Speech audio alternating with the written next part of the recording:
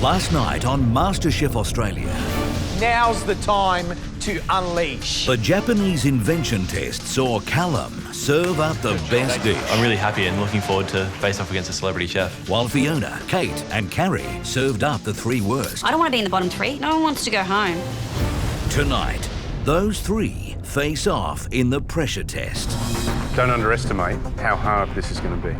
The heat is on to recreate award-winning chef Peter Gilmore's signature dish. Can't stand the heat, get out of the kitchen. For the first time ever, this chef will be sitting on the judging panel with us. Oh my God, could this get any worse? And for one of them, their journey will end. Your future in this competition hangs by a thread. If I had to give you one word for how I'm feeling at the moment, it would be petrified.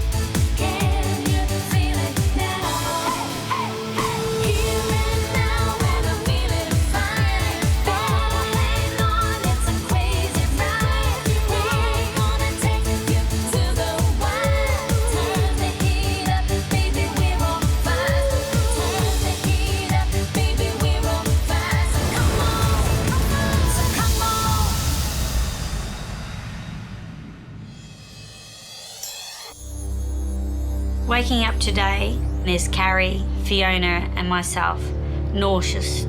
I realise that someone's going home and it could be me. I can't really get my head around two of us coming back to this room and one of us not being here. We've all started this together, we're all in the same room, and here we are. My confidence has taken a hit. What can you do? Someone has to be in the bottom three. Look, to be honest, I was disappointed with yesterday. Obviously, flavour let me down.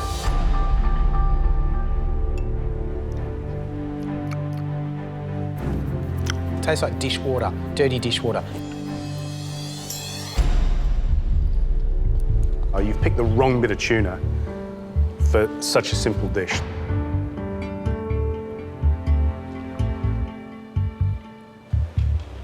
Probably not good enough. Kate, Carrie, Fiona, you got the three least impressive dishes today in the Japanese invention test. That means you face elimination in the pressure test. Good luck, guys. Yeah, Whatever good happens. luck. We'll be right. All of us. Hey, we're friends now anyway. Yeah. Oh, good luck. On a 1 to 10 scale, obviously I want to stay to 10. I'm a teacher and, I always try and be a good role model to my students, and this time I want to be a good role model to myself. Definitely this is the next stage in my life and it makes me happy, and I want to be happy. I want to wake up and be someone in my 30s who enjoys what they're doing and is learning. So it's about me believing in myself. I am conscious of the fact that I am 34. I've spent the majority of my career working in an industry that I haven't enjoyed. I want to get a job in a commercial kitchen, working as a chef. I feel I've got the passion, I've got the commitment, I've got the determination. It means everything for me to be here. It's really hit home that for one of us, this is the last time we will be in the MasterChef kitchen. Yes, I want it just as much as everyone else, and just because I'm a bit younger or, haven't given up as much doesn't mean that I'm not just as passionate. I've just finished my primary school teaching degree, so I would love to be able to teach kids about food. So what are you making in there? I'm young, and I think, deciding now what I want to do is fantastic. I mean, I'm not sort of halfway through my life and thinking, I'd love to do something else. I've decided this is what I want to do, and, it's just there. Like, I'm very close to grabbing it. This is it. In a few hours, one of us will be going home. There are no more chances. I think we're all feeling sick in the stomach. We just want to get into the kitchen and start.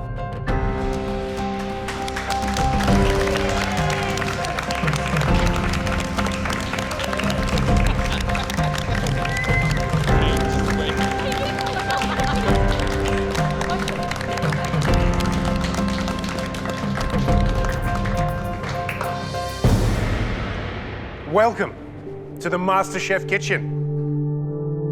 You had a very, very emotional day yesterday. We know that.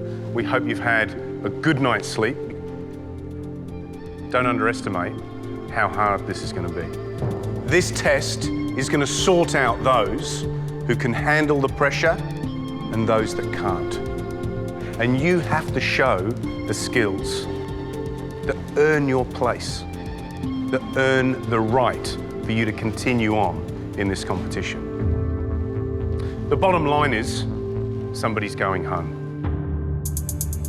Series 1, an apple tart, a sticky toffee pudding. Those are the pressure tests. Today will be another level of intensity.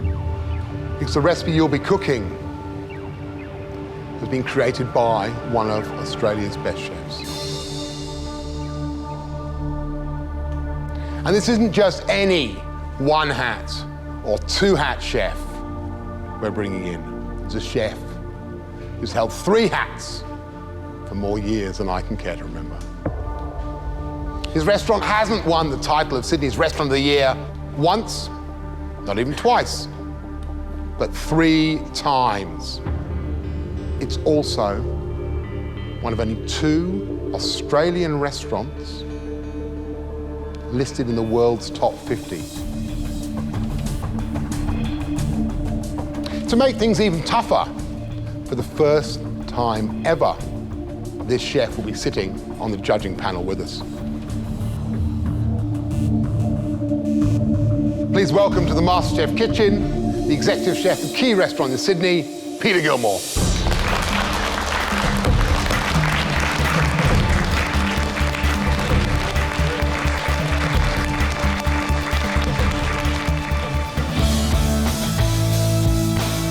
Keep being the #1 restaurant in the country, it requires constant dedication, constant innovation, and the ability to wow people. For lunch. My cooking style, it's referred to as nature-based cuisine. I'm very influenced by nature and my surroundings.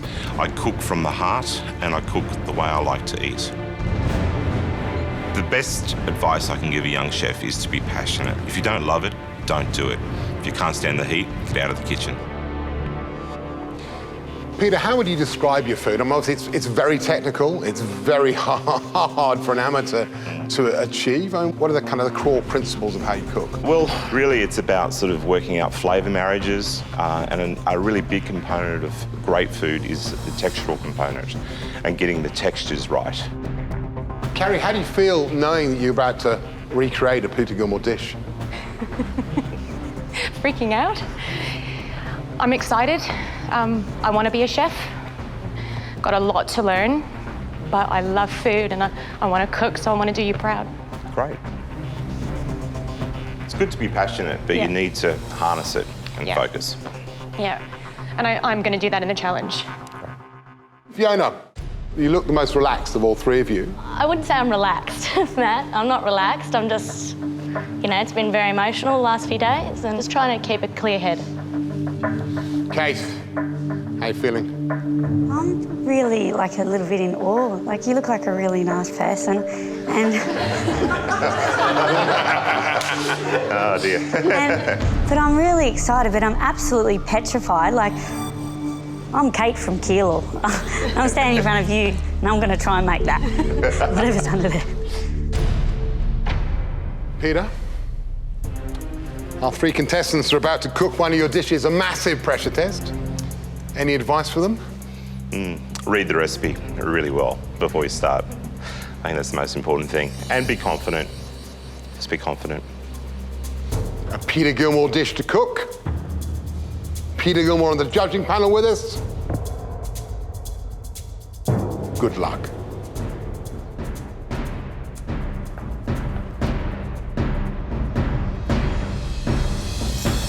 Peter, what is the dish that they have to cook today? Oh my goodness, this is going to be full on, and I'm not sure if I'm really prepared. Poached free-range chicken with black truffle and garden vegetables. Fiona, what's your reaction towards this dish? I think extremely difficult to make. Carrie. I mean, I couldn't even think something like this up. Looking at it tells a story. It's beautiful. Kate, can you do this? Yes. Good girl. That's what we want to hear. Right, girls, do you want to come up and get close to it? Okay, the first pressure point really is the removing of the skin off the chicken. You need to do it and you need to make sure you don't tear it and there's no holes in it. If there's holes in it, all the butter and the juices are going to leak out. You're not going to get this beautiful look of the truffle coming through the skin. Pressure point 2, removing the breast from the chicken and placing them in the skin with the truffles and rolling it very tightly and securely. If you overcook the chicken, it's going to taste awful. If you undercook the chicken, it's going to be a disaster. If they undercook it, well, nothing like raw chicken is there. And then to try and reheat it back up. Well, then, you know, if you at the last minute have to put it in the oven to try and get it cooked, it's going to be a roasted piece of chicken and not a poached piece of chicken. And we're going to know the difference, aren't we? Totally. Those vegetables look beautifully cooked. I mean, again, that's another pressure point for you guys.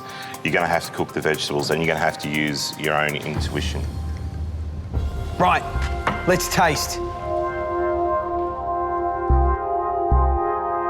It's got a creaminess and an earthiness. Yep. Just goes right through the chicken. Yep. Kate, what do you think? So succulent. And I've never had truffle before. Never? No. Wow. Wow. Wait till you start slicing the truffles and you can smell the aroma.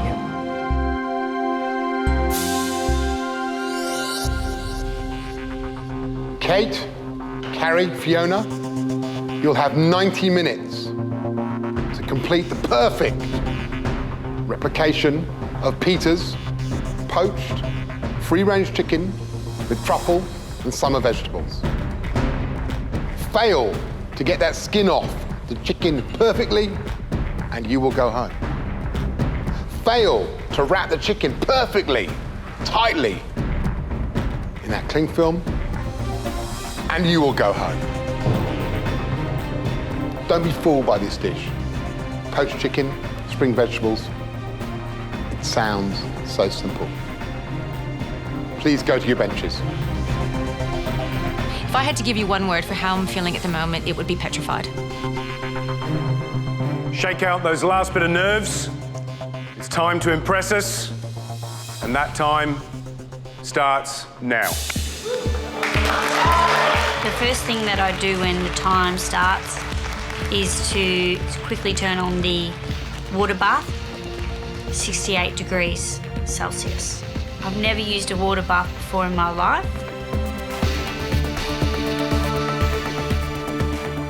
The most critical part for the dish is the chicken skin and getting that off quickly and getting it off so that there are no holes.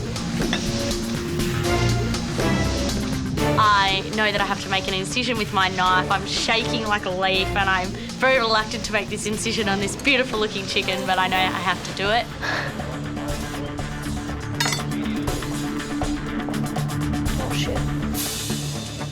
So, George, they're at the first stage. They're taking the skin off the chicken. So, of course, they can make their balancing with the breasts.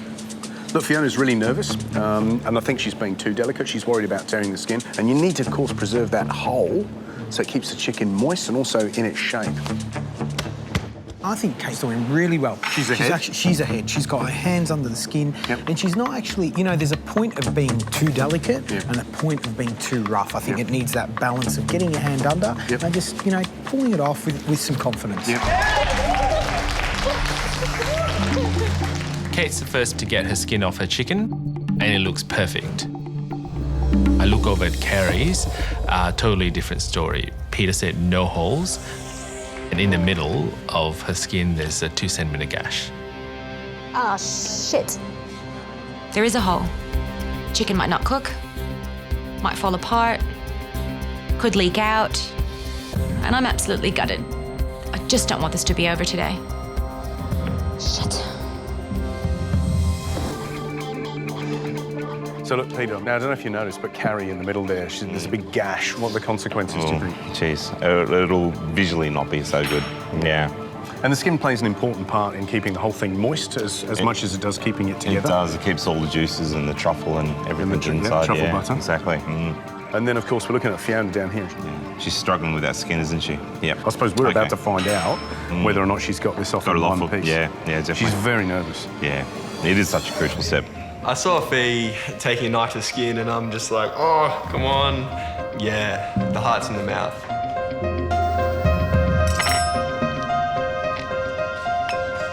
As I'm taking the skin off the chicken, I know it's taking me ages. It feels like it's taking me ages. I was just thinking, get the skin off and do it well.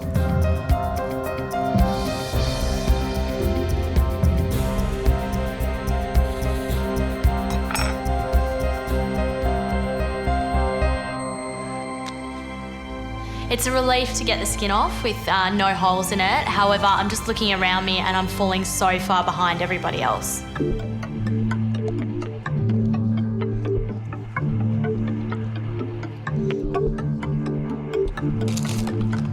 Fortunately, the hole was towards the bottom part of the skin, and I was able to just gently pull some other skin up above it to seal it. Hopefully that's enough to keep the truffle flavour locked in. Next, I make my truffle butter by grating 10 grams of truffle, and I reserve the rest of the truffle so I can put it onto the chicken and roll it up with the skin. Carrie, how much do you want to stay here in the competition? I want to stay here more than anything. Okay. More than anything. This is what I want to do. Good girl. Let's do it then. You're doing really well, huh? Got the skin off the chicken. Just need to get it in the water bath, huh? Yep. Need to chop, guys. Come on.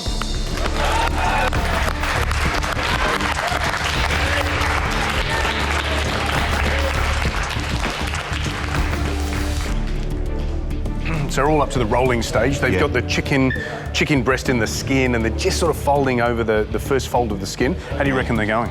Gee, they've taken a long time to get to this stage, haven't they? Yeah, they have. Yeah. I'm shaking like a leaf. I know I'm running behind schedule, but I know I just have to get those chicken breasts wrapped in the chicken skin and into the water bath. So Kate's up to rolling a chicken. She's flying at this stage. She's ahead of the other two girls. She's got no holes in the skin of a chicken. I look over and I see Kate and she's putting, I think, way too many layers on hers. She seemed like she was rolling and rolling and rolling that chicken, and I kept thinking, is it going to cook? Is that going to cook it better? I don't know. Time's going to tell.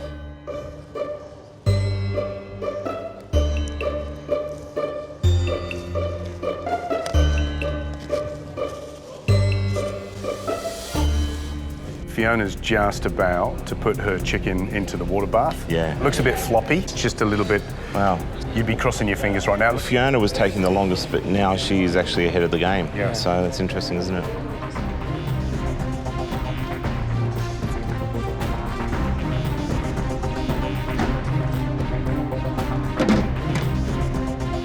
Well done, guys. Chicken's in the water bath. You now need to finish the dish. I'm relieved I've got the chicken in the water bath. 45 minutes to go. This is a complicated recipe. There are so many elements, so many things happening at the same time. A little bit all over the place, I feel, at this point. My chicken's now in the water bath, which means I can move on to my vegetables. I put on a pot of water to boil and I go over to the sink to rinse off my baby vegetables. I don't actually realise that I've left my paper towel right near the stove and I'm lighting a small fire in the corner. Oh my God, that thing's on fire. Potentially I could be going home today. I've just set fire to a paper towel in front of Peter Gilmore. I feel like I've been struggling more or less the whole challenge and I've just started to catch up and I just know it's wasting so much of my valuable time. How's it going? Oh, look, I'm not going to lie. I think I'm out of my depth a little bit, but I'm trying. Fiona, what's all the chaos over here? Is that all truffle or is that burnt stuff? My paper towel's set on fire.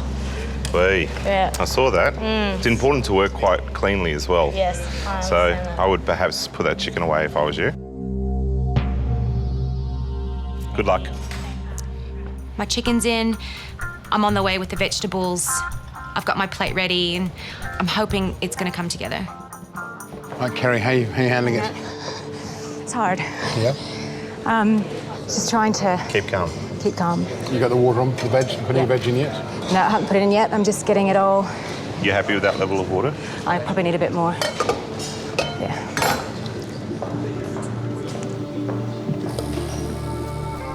Kate, you're on your veg? I've never really eaten little vegetables before, so I don't really know which ones I'm supposed to peel. Trust your instincts. Yeah. Would you be happy eating an onion that big? No, I'm going to cut them, but I was going to cook them and then cut. I'll cut now. Cut now, yeah. It's up to you. Like. The timer goes off. It's been 40 minutes. I take the chicken out of the water bath. I'm going to rest it.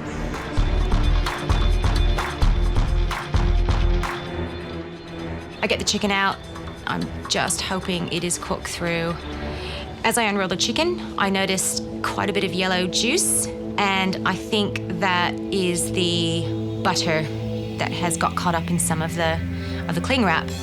If there's holes in it, all the butter and the juices are going to leak out. I cut the chicken open. It looks cooked, but I'm hoping that the truffle flavour hasn't leaked out because of the hole in the skin. I've just got to get it plated up and looking beautiful now.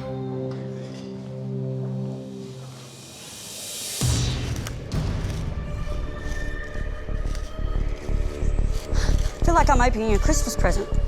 When I begin to unroll each layer of the chicken breast, it hits me. I know, the chicken's not done.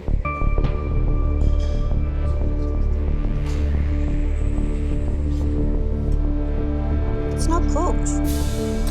I realised that I've used the cling wrap so much that it's actually stopped it from cooking.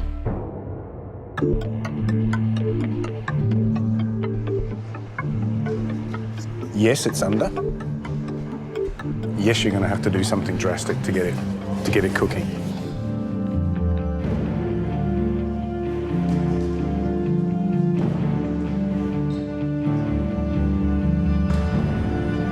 There's only 5 minutes left to go. The chicken is raw. I place it in the oven and I'm hoping that it's going to cook through enough. Right, it's really down to the wire now. This is make or break. Now's the time you got to dig deep. Go with your gut. You have 3 minutes to go. It must look picture perfect on a plate. Come on, guys. We've got a couple of minutes to go and I'm just trying to make this plate look as beautiful as possible. I've had my chicken resting for a couple of minutes. I'm just about to cut through it, which I'm extremely nervous that it may not be cooked.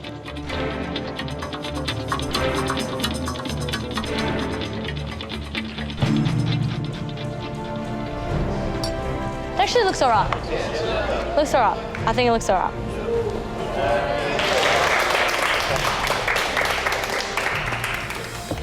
Chicken's in the oven. I'm arranging the plate and I close my eyes and I can remember where Peter places most of the vegetables and how he does it. Suddenly, I hear Gary. You have 30 seconds to go. Your life in the MasterChef kitchen is on the line. I throw open the oven door. Come on, Kate. Get moving, Kate. Let's go, Kate! Come on! You have 10 seconds to go.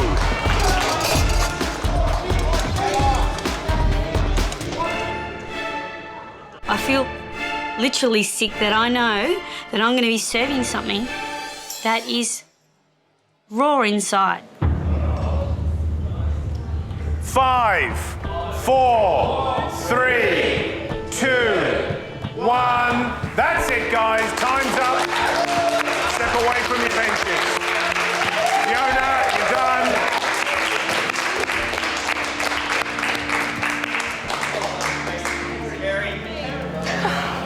I can't believe I did that. This feeling I've never felt before in my chest, like an anxiety, an anxious feeling of sickness. Tried. Because I know this one mistake of not reading the recipe is going to be my demise, my downfall. And I don't want to go home.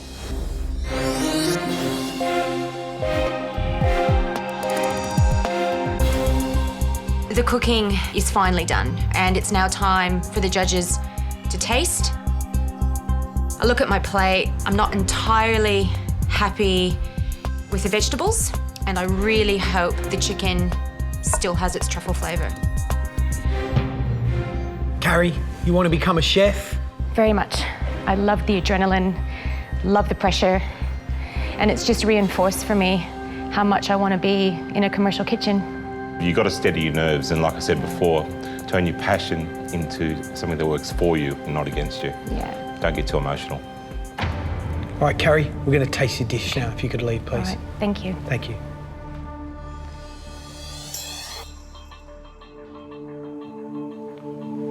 Peter, how do you feel about the presentation of this dish? Look, to be honest, it could be better. She didn't get a chance to put any of the flowers on. There's not too many radishes on there. Look, I mean, the chicken looks well cooked, which I think is the key. It's the hero. Yeah. It's the hero of the dish. Yep. But it has to have that sense of a chicken sitting in its beautiful garden of baby vegetables, of flowers. It looks a bit bleak. It looks like a garden in winter rather than spring. It does. Yeah, it does. I think now we just got to taste it and really make See our how call. she's done.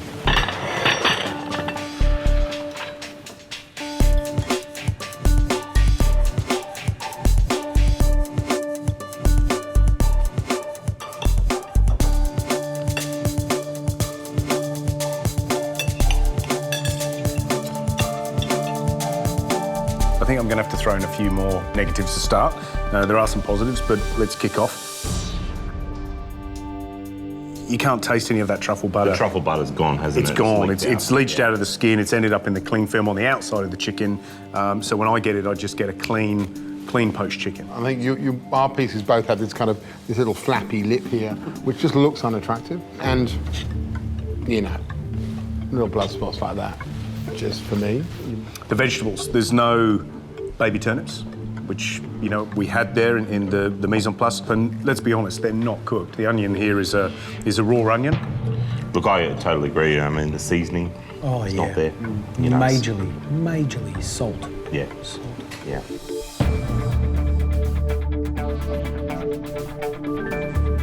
I'm thinking that possibly the chicken could be a little bit undercooked.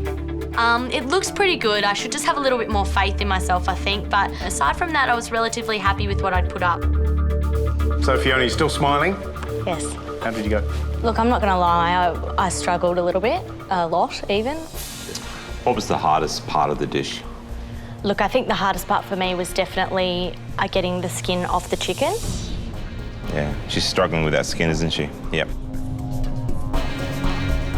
I think that sort of pushed me back a little bit time-wise, which frazzled me up until almost the very end, really. Yeah, you were probably the last to get it rolled, but in the end, you really got it together. Thank you, Fiona. We'll taste your dish now. Thank you. Bye-bye. Thank you very much. Peter, how do you feel about the presentation of Fiona's dish? Look, it's not perfect, but the truffles around the skin are reasonably good. You can see them. And she left truffles to garnish the top of the chicken as well. So overall, not bad. Look, I think it has that lovely kind of spring garden feel about it, which I think is the essence of the dish. The other thing I love is the way that skin is still really taut around the chicken. Gary? Yeah, look, you know what I have to remind myself sometimes is that they're amateurs. A fantastic job. Shall we taste? Yep.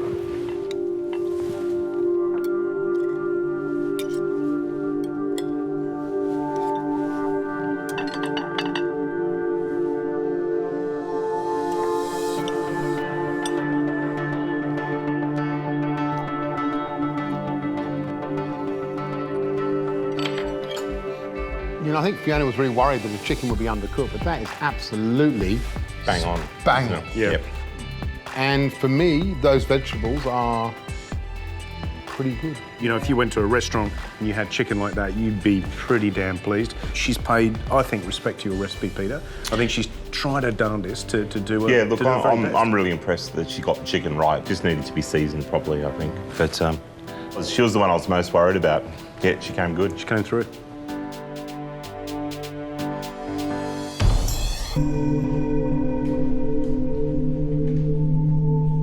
This is the best I could give in 90 minutes under extreme pressure.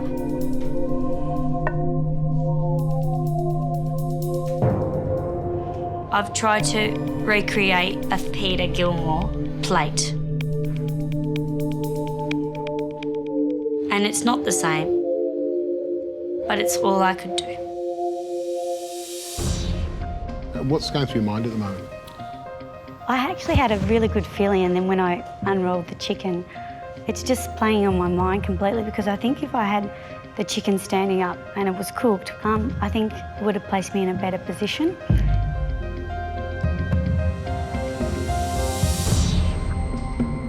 Thanks a lot, Kate. We'll eat now. There's nothing that turns off a diner more than raw chicken. If you put a plate in front of a diner with raw chicken on it, it's not only coming back, but they're walking out the door, they're telling their friends. It's a serious problem.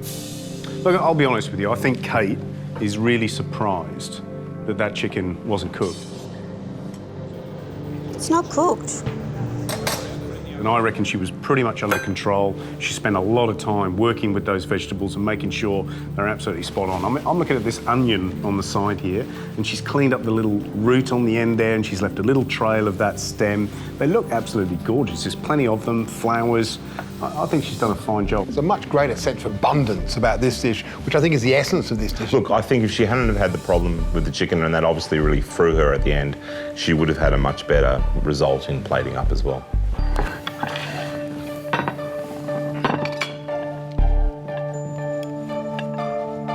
I mean, let's be quite frank, that's raw. Yeah. That is raw as it comes. Shall we taste the vegetables?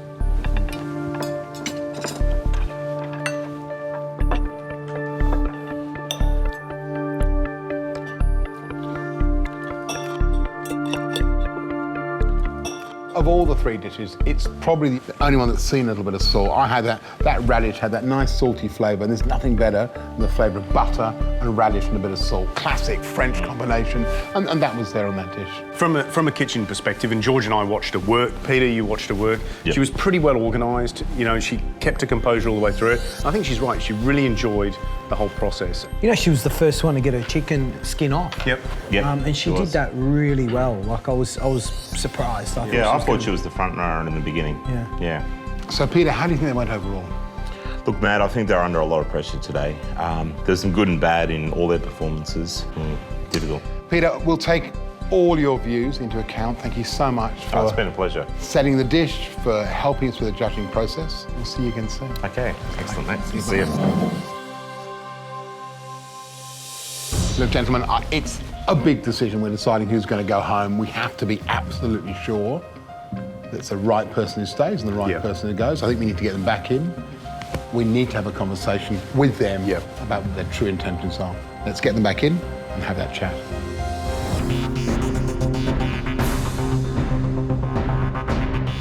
Walking in, it's just hard to explain. It's just not a position that you want to be in. You don't want to be there.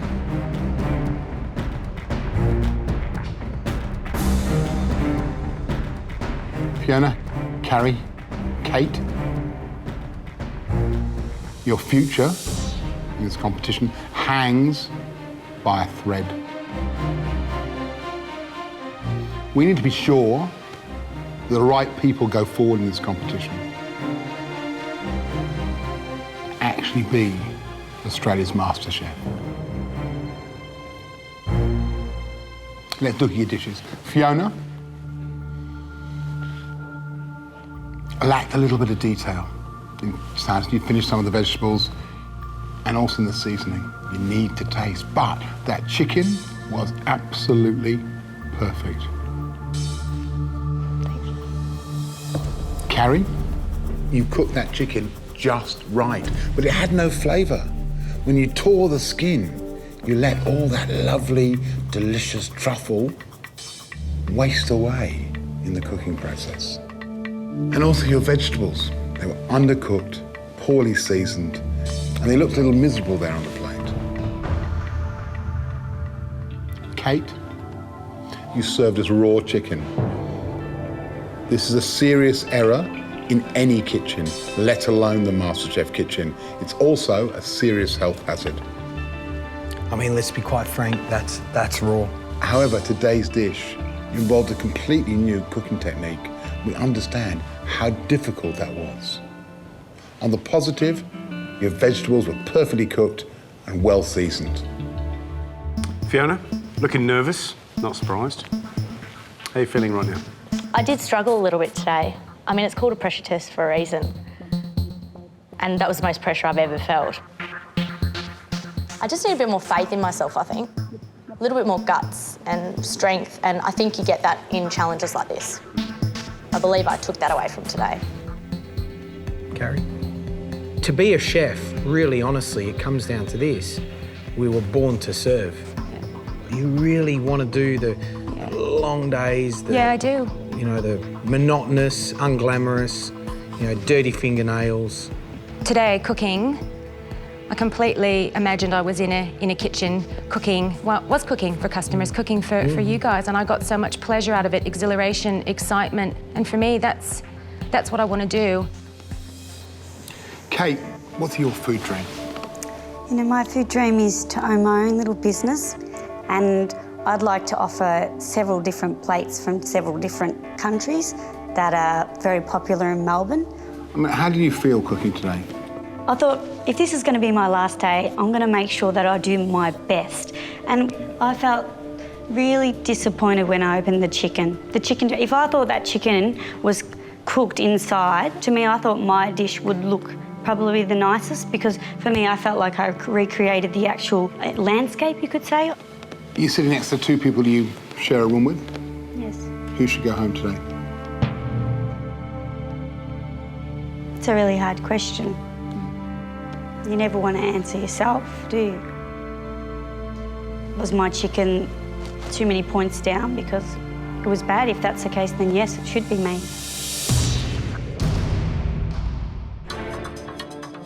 Got a crazy challenge to throw at you so early on in the competition. So you should be very proud of what you achieved today, and very proud of the fact we gave you something that really stretched you to your ultimate limits. Well done. But unfortunately, one of you has to go home. Fiona, you're still in the competition.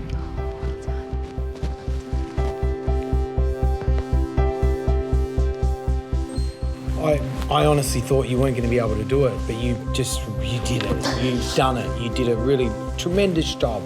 If there's any advice I can give you going forward is to do well in this competition, you've got to stand tall and stand strong. And season, salt. The most important aspect of being a chef is to taste and to season, all right? Without that, we've got nothing. Yeah. A tremendous job. Well done. Thank you very much. Kate and Carrie, it comes down to you two. It comes down to the dish you cooked.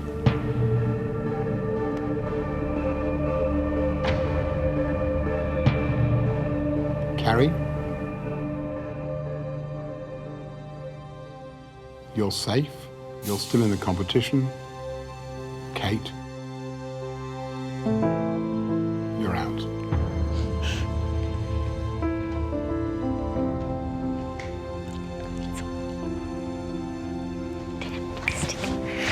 Damn bloody plastic. Kate, it's only the beginning. Your character is going to blow people's socks off. Follow your dream. Don't lose it. It's been a pleasure having you in the MasterChef kitchen, but unfortunately, your time here is over. See you later. Take care. Quick, nice and quick. No one lasts long. Italian goodbyes. Hope to see you guys soon. See you. That's all. Cheers. See you in Melbourne. Best city in town. Woo! I've enjoyed my MasterChef experience absolutely 100%. Highs and lows, it's all been worth it. I'm really gonna open that kitchen. Might not be in the next 6 months, but mark my words, Melbourne, there's a new cafe opening and I'm gonna be the owner.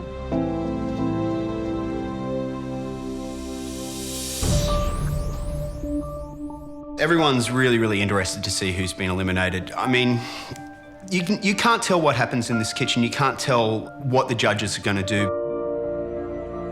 I hear the footsteps coming down the stairs and there's just an electricity in the air.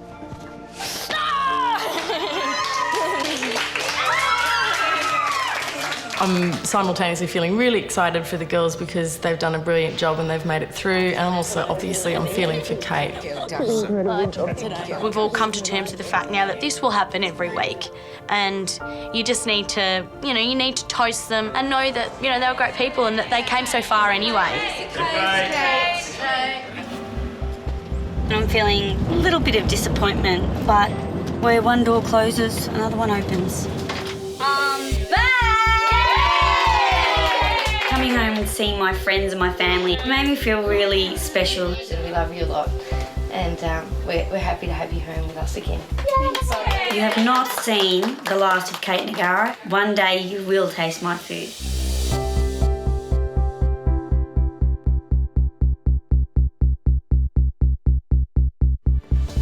Tomorrow night on MasterChef Australia. Today I get to face off against a celebrity chef. Callum goes head-to-head against renowned pastry chef Philippa Sibley. This dessert is no piece of cake.